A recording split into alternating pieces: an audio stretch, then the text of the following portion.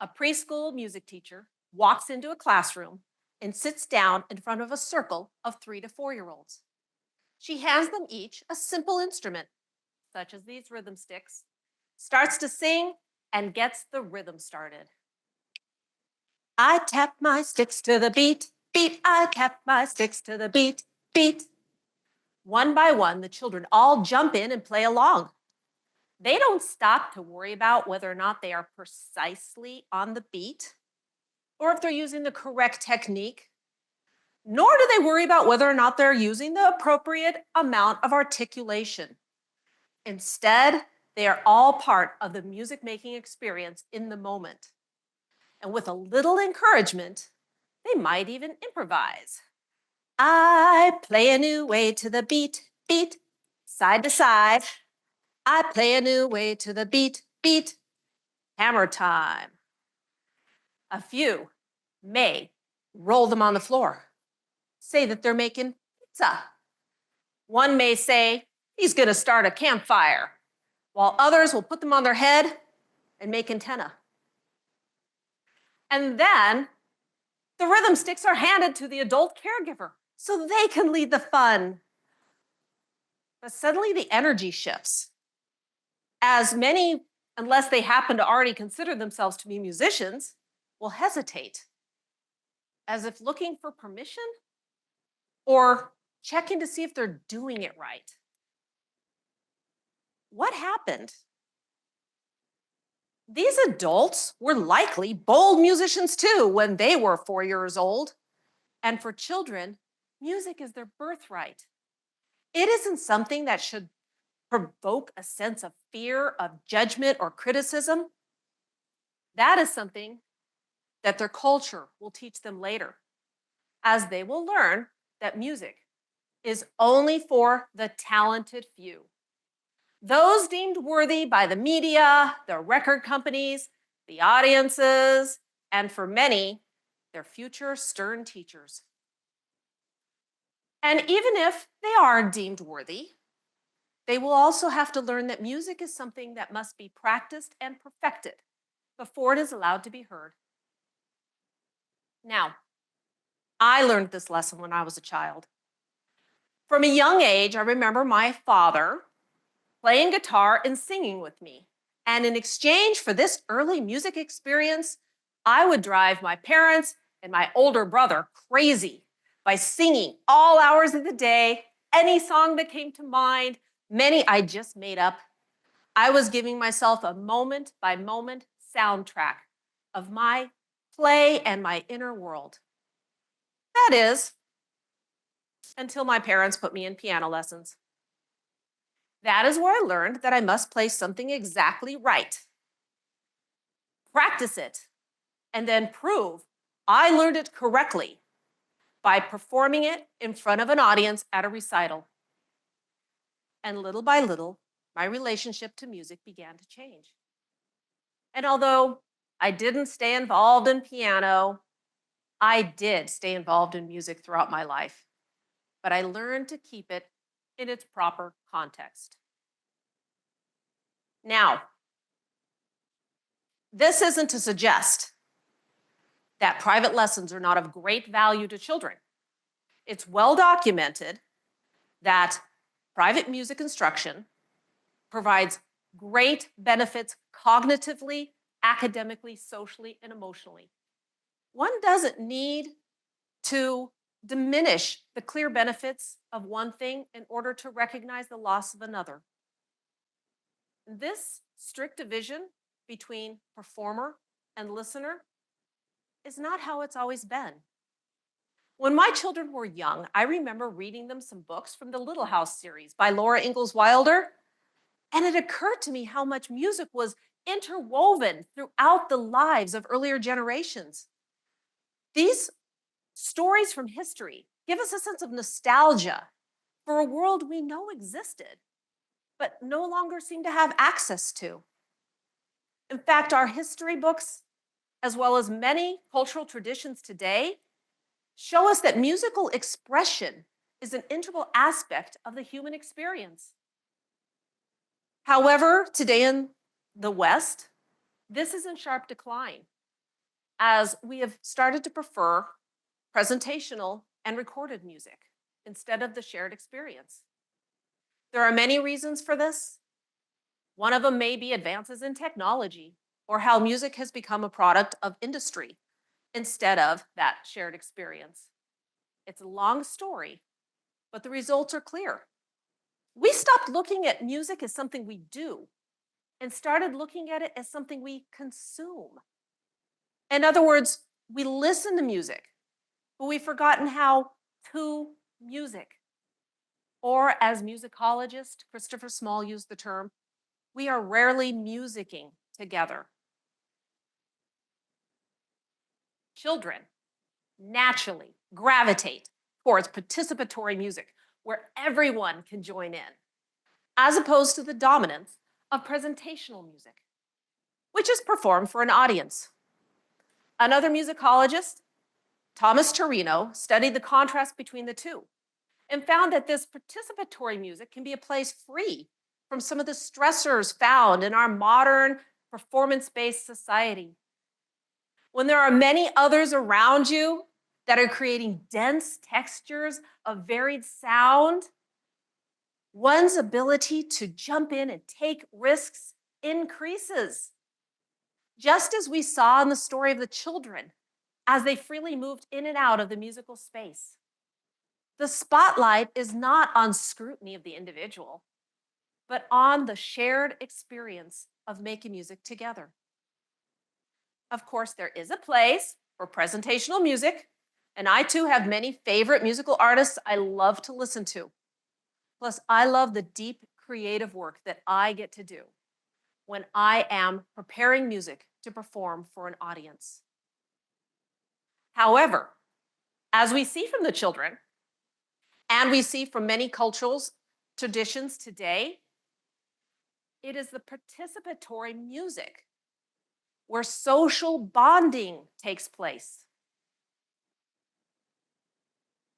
In 2023, the US Surgeon General declared loneliness to be a public health crisis. There is a real consequence to our disconnect in today's society, both physically and emotionally. But what if part of the solution to this was reclaiming that musical balance? In fact, music may be one of the best antidotes to today's loneliness crisis. Not only does it promote social bonding, but it does it far more quickly than many other activities. For example, research showed that people in both small and large choirs reported increased feelings of social closeness with others in the group, even those they hardly knew, after only a 90-minute choir rehearsal. Additional research has shown that when we synchronize our rhythms together, we foster a sense of connection and trust. In fact, when we are making music together, we promote empathy and collaboration, as even our respiration rates and our heart rates will often synchronize. Additionally, music can transmit a sense of cultural memory across generations, strengthening the bonds to our individual heritages, and possibly even opening up opportunity to strengthen our closeness to other communities. As we have seen from many cultures around the world, this social bonding and transference of culture is still happening. Take, for example, the djembe drum traditions of West Africa, or Irish pub sessions, or maybe the rumba traditions of Cuba. Places where participatory music is still alive and thriving. And the good news, we do not need to give up, change, or alter our favorite Spotify playlists. We don't need to stop supporting our local music artists, nor do we need to stop trying to perfect that Beethoven sonata on the piano in order to reclaim a tradition of participatory music. In fact, the true magic happens when we incorporate all of who we are and could be in music. This idea that bonding and social connection through music is only for the talented few should be challenged. And in order to do this, I have developed what I consider to be different levels of musical participation and awareness, where anyone can jump in at any place they feel comfortable and with a little curiosity, level up to a higher music participatory level. The first level is simply awareness of the music that surrounds you right now. Where do you hear it? And how does it reflect and build your personal connection to this music? This musical identity is something that can stay with you throughout your life. In my time working with dementia patients, I noticed that this identification to personal music helped preserve a sense of self, even as other memories began to fade. So I invite you to ask yourself, what is your music? Who in your culture shares it with you? And what other genres may you be curious to learn more about? And the second level is where the action begins. And for those who are not currently making music, gives them an opportunity to reacquaint themselves with who they are as musicians. And this time with creativity in the lead. No expectations, no self-judgment, and only experiential opportunities. Do you have music that you left behind when you were a child? Did you used to take lessons? Or perhaps you played in the marching band or sang in the choir? Have you always had a secret desire to learn the guitar or the banjo? Or perhaps you're part of a culture and would love to revive some of the traditional instruments. Or maybe you would like to explore meditative instruments, such as a Native American style flute, or perhaps a simple frame drum. The third level is then sharing that music with others. And there's a world of opportunity out there if we only look, from song and dance that celebrates our culture to worship bands and choirs. Perhaps you can even turn off that Bluetooth speaker just for a little bit, sit around a campfire and make campfire songs a thing again. I've even heard of communities that offer ukulele clubs. Or maybe you can learn 3 simple chords on a mandolin and jump in on a slow bluegrass beginner jam.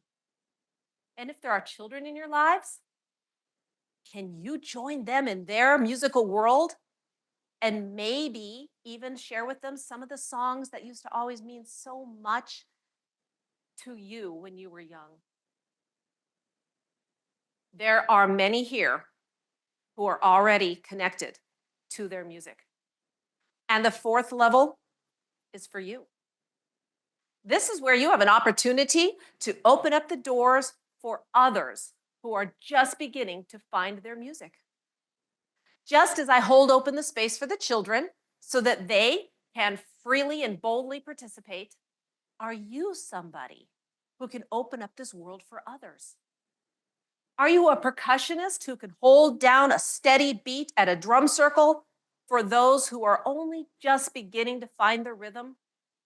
Can you approach your local community center about an idea for ways that you can bring the community together and share in this social and emotional power that music offers to your culture or others around you?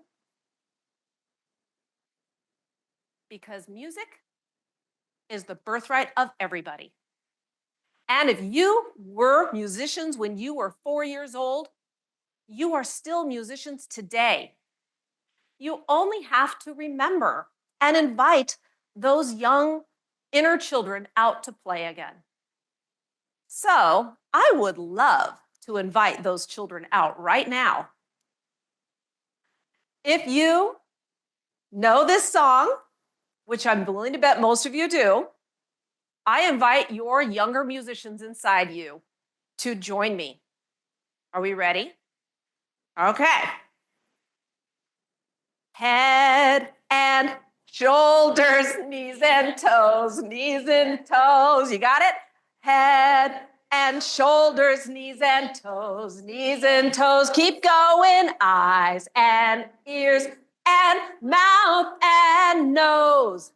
Head and shoulders, knees and toes, knees and toes. There they are. There are those bold young musicians. Invite them out again to play again real soon. Thank you.